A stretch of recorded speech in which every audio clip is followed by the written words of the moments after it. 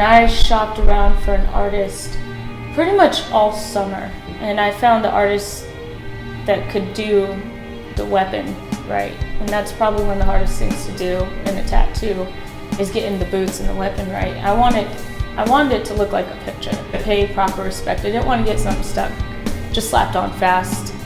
You know, I wanted it to be meaningful.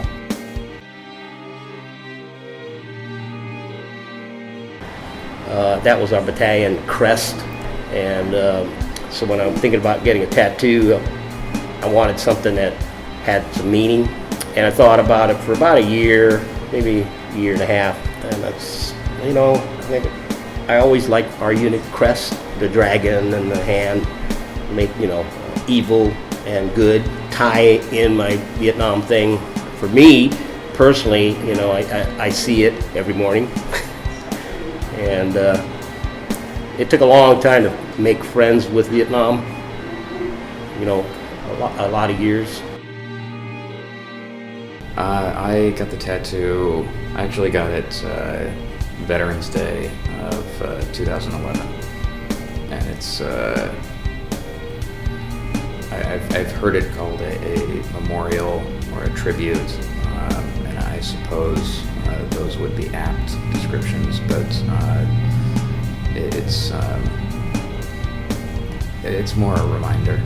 It's not of anything I'll ever forget, or could forget, or would if it was an option to forget. But actually, it's an original piece of art that I did.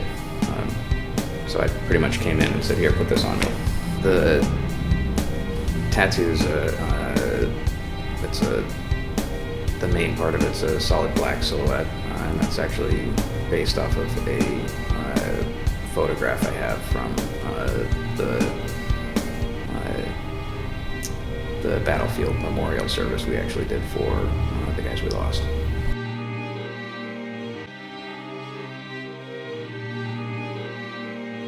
Well, I got it late because for 9 years in my Army time, I was in Special Forces. Mm-hmm. And back then it was the old classic mission of going in with the local indige and then fighting the host country. And the thing is, you didn't want to have something identifying you as an American. So it was frowned upon to have tattoos back then. So I didn't get this till I was 65. And so then I held off with, then finally got around to getting it. And that's, the tattoos what I had on my favorite necktie. And there's a Bugs Bunny, Daffy Duck with straw hat and canes. And then I put the U.S. Army across the top and U.S. Marines across the bottom. Put the U.S. Army across the top because I had more time with them than I did the Marines. I've always been really patriotic, and you know, I also believe in service. That, you know, if you want to work for something, if you want to work towards something, you know, and benefit from it, then you should be able to lay down some service. And also, you know, this is my home, so I got tattooed pretty quick, young and dumb. On my right arm, I've got this Old Glory pinup, and you know, having girls on you is just kind of good luck. And like I said, I've always been patriotic and you know, proud of where I come from and happy that I came from it. So I got these two kind of in tandem, kind of at the same time. One's an eagle, kind of tearing away to show red, white, and blue underneath, and one is this pinup. And then there's kind of the other side, you know, Dr. Strangelove. It's a Cold War satire. It's one of my favorite movies of all time.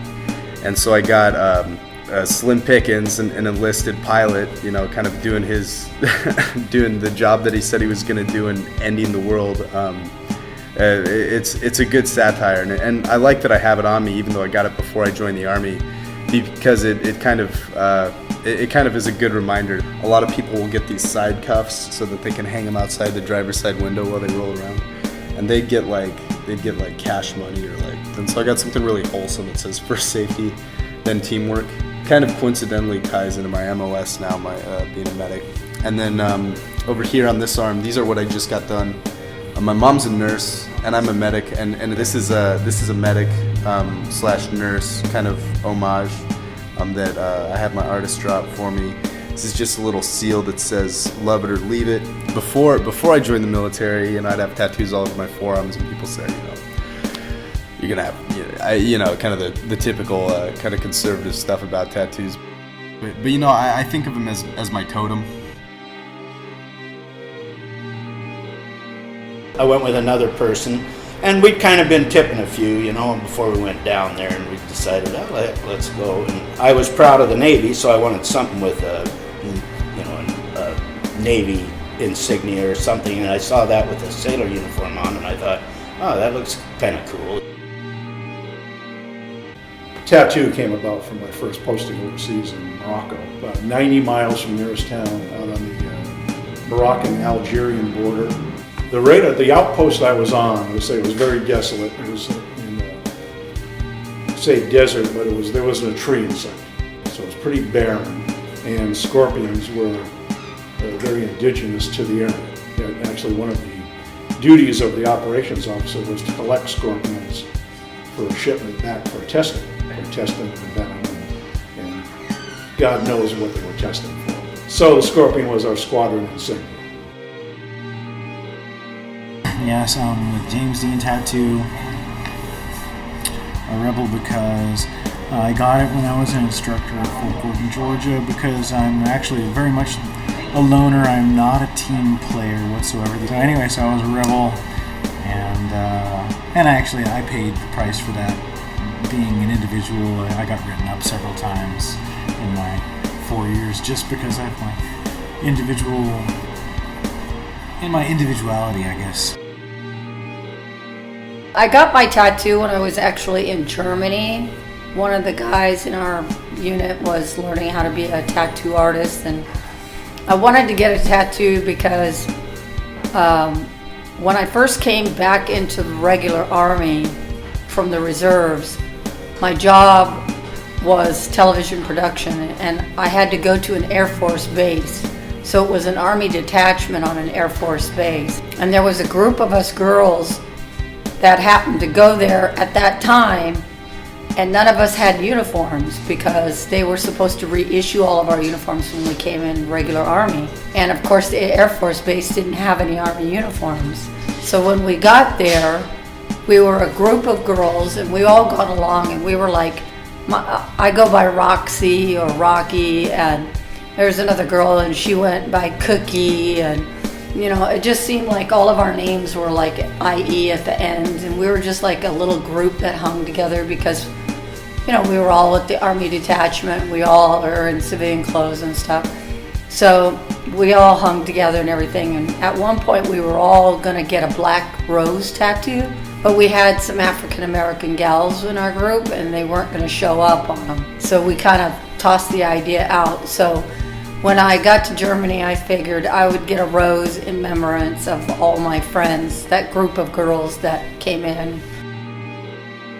The first one I got shortly after my brother was killed in November 27th of 2004.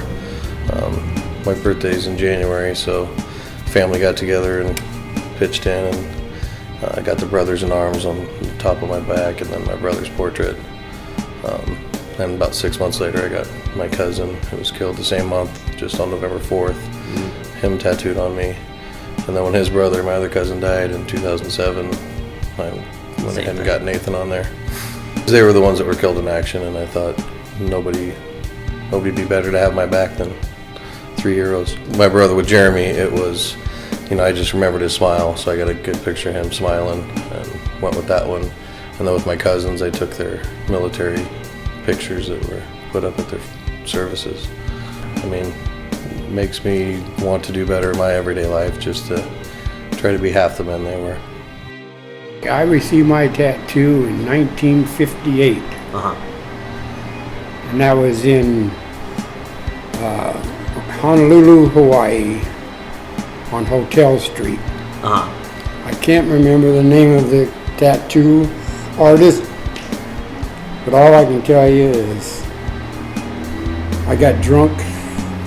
Some of my buddies, they took me into the Dolphin Club, and they put my dolphins in this glass and then filled it up with different types of liquor. And they said, "Okay, Jerry, get your dolphins." So I started to get them out. No, you got to get them with your teeth. So I had to drink that whole glass of mixed liquor to get my dolphins. Anyway, I got my dolphins out. They ended up taking me down to the tattoo parlor and they said, now you're gonna wear your dolphins forever. And that's what happened.